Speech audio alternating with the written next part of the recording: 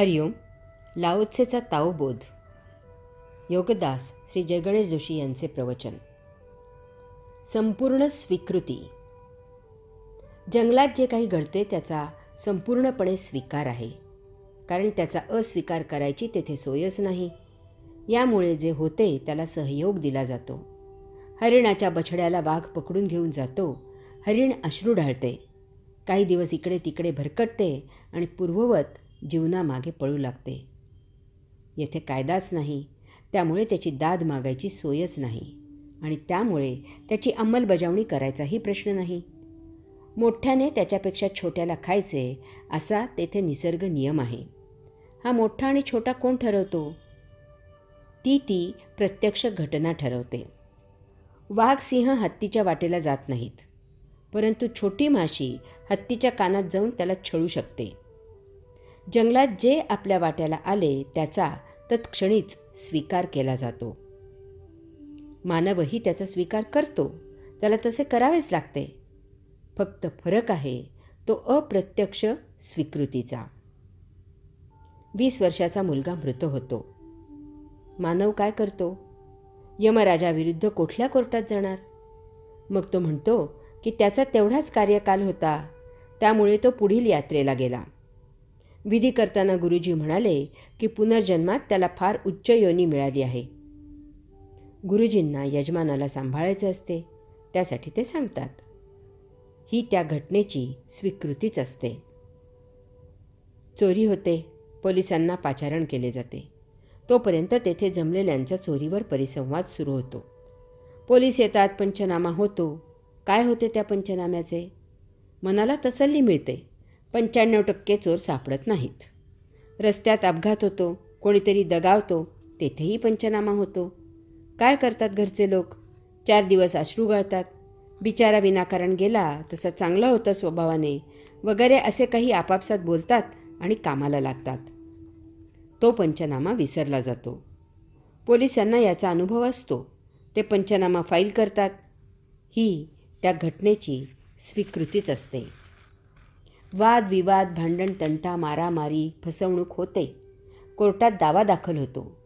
दोन्ही बाजूने वकिलांवर आणि प्रवासावर भरपूर खर्च आणि वेळेचा अपव्यय होतो. कित्येक वर्ष दावा चालतो. त्या कालावधीत त्या दाव्यातील ईर्ष्या मावळते. मग दोन्ही बाजूचे वकील जे मुळातच करायला पाहिजे होते ती तडजोड घडवून आणतात. ही त्या घटनेची स्वीकृतीच असते. साधू, संत, संन्यासी, योगी सदा आनंदी आहेत. महालात झोपायला मिळाले काय किंवा धर्मशाळेत राहावे लागले काय, या सर्वाला ते सहयोगी आहेत. कोणी टिंगल केली तरी ते त्या करणाऱ्याला प्रसाद म्हणून परत करतात. येथे स्वीकृती किंवा अस्वीकृती असा प्रश्नच नाही. हे असेच व्हायचे, हेच नियतीचे ज्ञान त्यांना आहे. वाद, चोरी व्हायला त्यांच्याकडे कसले काही आकर्षणच नाही. मानाची अपेक्षा नाही, त्यामुळे अपमानाचा प्रश्नच नाही. त्यामुळे ते सहजानंदात राहतात. उपयुक्तता तत्व 1. या विश्वात उपयुक्तता तत्व चालते. ज्याचा ज्या काळी उपयोग होतो त्याची त्या काळापुरती चलती असते. तो त्याचा सद्दीचा काळ असतो. तो काळ संपला की त्याची तेथून उचलबांगडी होते आणि दुसऱ्या कोणा उपयुक्ताची तेथे नेमणूक होते. हे मुद्दामहून करावे लागत नाही, हे आपोआप होत राहते. अन्य तत्व येथे नाही. त्याप्रमाणे येथे रहाटगाडग्यासारखे सतत बदल होत असतात. त्यामुळे आज खाली असणारा उद्या वर येतो आणि काही कालावधीनंतर तो आपोआप खाली जातो. यामुळे कोणी कोणाला उच्च किंवा नीच समजू नये. स्वामी विवेकानंदांनी लिहून ठेवले आहे की आज ज्यांचे राज्य नाही त्यांचे राज्य उद्या येणार आहे हे गृहीत धरावे. हे असे स्थित्यंतर सतत होत असणार आहे. त्यामुळे समाजात तुम्हाला आज जे श्रेष्ठ वाटत आहेत तेच उद्या तुम्हाला कनिष्ठ म्हणून स्वीकारावे लागतील. एकेकाळी ज्ञानी लोक नगण्य होते. जवळजवळ 99% लोक न शिकलेले होते. त्यामुळे ज्ञानी लोकांचे राज्य होते. ते सांगतील त्याप्रमाणे राज्यकारभार चालत असे. त्यावेळी ते श्रेष्ठ समजले जात होते. पुढे ज्ञानाचा प्रचार आणि प्रसार झाला.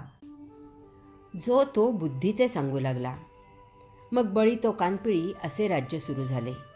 शक्तीपुढे लोक संरक्षणाच्या हमीमुळे झुकू लागले. राजे लोक कारभार करू लागले. यथाकालावधी अर्थव्यवस्थेला एक वेगळेच वळण लागले. ज्याच्या हाती आर्थिक नाड्या तो जेता झाला. त्यामुळे व्यापाराला महत्त्व आले.